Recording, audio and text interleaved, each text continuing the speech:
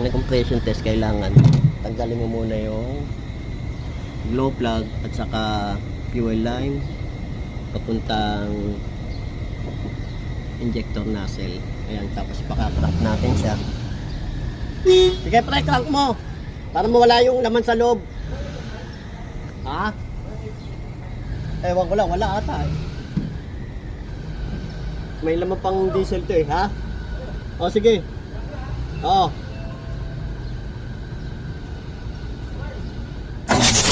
Sige. Puta lang. Sandali, sandali. Sige.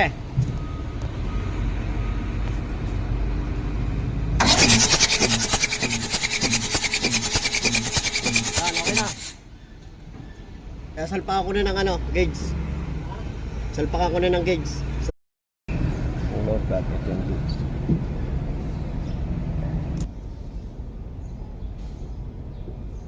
Okay. Oh.